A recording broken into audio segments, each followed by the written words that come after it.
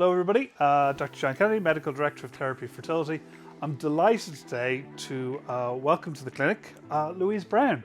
I'm going to leave Louise introduce herself for those of you who don't know who she is. So without further ado, let's get into it.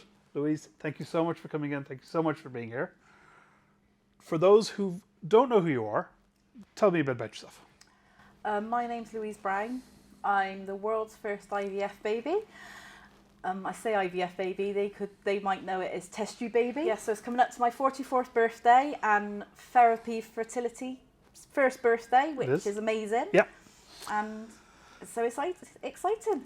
So we've had a really great day. It's been particularly hilarious watching the embryologists interact with you. They're all slightly starstruck. It's like, ooh, you know, they don't get out much. So, you know, that's probably a bit of a function of that.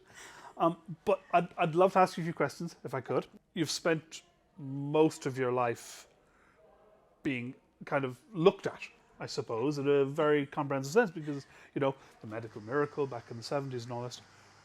When did you find out that this was going to be a part of your life? Or when were you told that assistance was needed? Or how did that journey go? I was 4 years old and Mum and Dad sat me down and showed the video of my birth, which was pretty gruesome.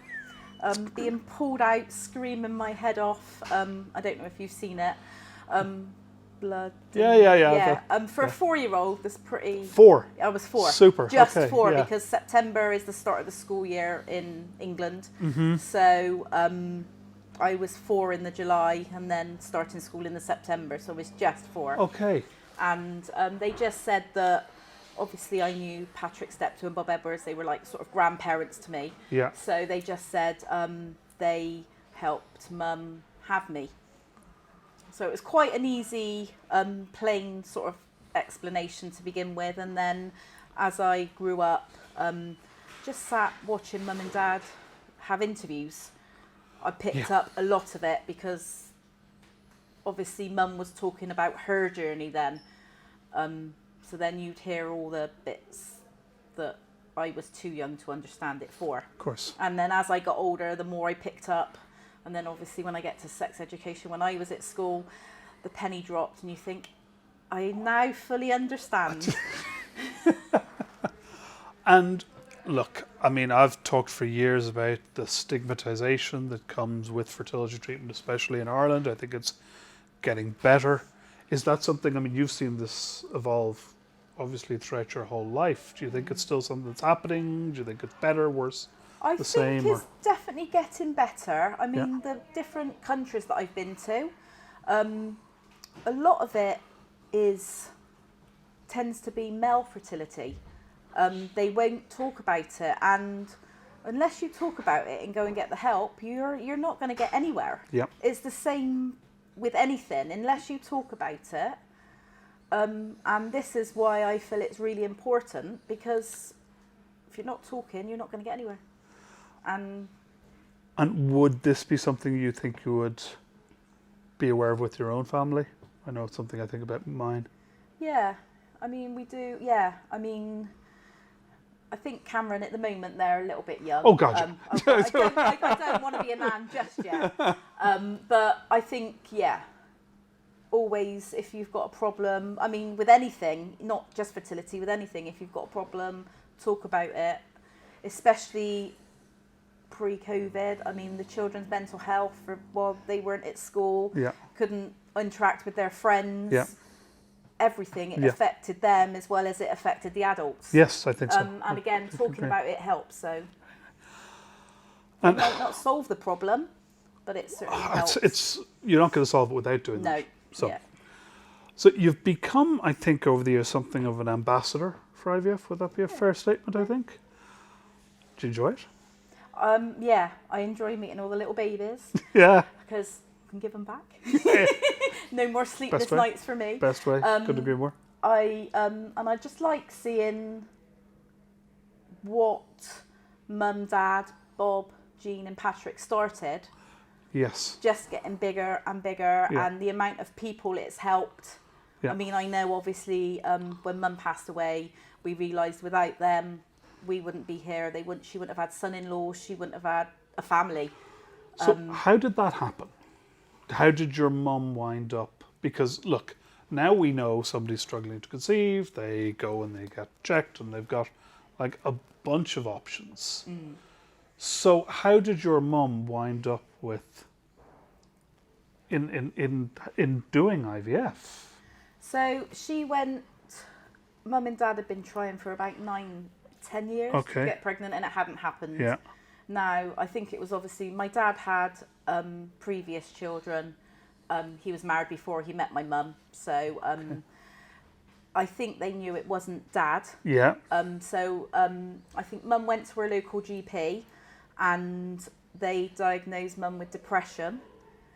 They then put her in contact with a local gynecologist who said, "You've basically got 1 in a million chance to have a baby.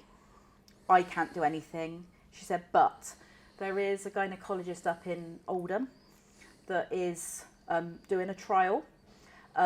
She said, let me write to him, see if I can get you accepted onto the trial." So the Dr. Hinton, the local gynecologist, wrote to Patrick, must have given all Mum's details over and everything, and he wrote back inviting Mum and Dad up for an interview up in Oldham. So they went up, and Mum, at the time, Mum and Dad had no money. Sometimes they were living rough. They were living in railway carriages. It's crazy. I mean, this is not so long ago. This is the 70s. Yeah, I know. And I think that actually helped, because I think Bob and Patrick, they wanted it for everybody to use, not just the rich and the famous. They wanted everybody to make use of it. So I think the fact that Mum and Dad had no money and were very poor, basically, helped. So they accepted Mum onto the trial, and she had to have her fallopian tubes removed before they could do anything, because I think they were bad. If they're not great, then not only are you not going to get pregnant with them, they're going to stop you getting pregnant even with something like IVF. So luckily Dad had won £500 on the football pools, which enabled, because she had to pay for the operation, because that was on, I think, the NHS. Some bits would have been publicly funded, and some bits. So she had them removed, and then they started on the IVF, and it was 1 egg embryo. Yeah. First try. Which is crazy lucky. We were, I mean, you know this. This is something everybody knows. I mean, even now, 40 odd years later, success rates are way better than they were. But they're still not brilliant. You know, it still takes multiple efforts and multiple rounds. You want to get loads of eggs, try to get loads of embryos. Just look, I mean, when you look at the chance of any one of us being here anyway, but when you look at the science of it, it's just absolutely crazy. I know. It's just weird. I just can't, you don't think about it too much. No, I agree. I agree. Tend to not I'm think, exactly the same way, and I work in the field. It's like, how does that work? I don't think about it too much. But the embryology speaks for itself, I think, a lot of the time. I'm just delighted you came along. I'm delighted we've been here a year. I'm delighted we can celebrate it in this way with you here.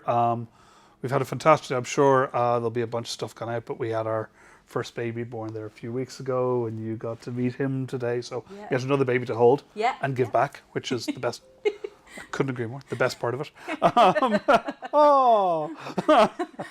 I've done my bit for society. I had 2 children. Yeah, you see, absolutely. It's now down to them when they're old enough. Absolutely. There we are. Yep. Yeah. And again, I just want to say thank you so much for being here. Thank you for having me. It's been a pleasure. Take care.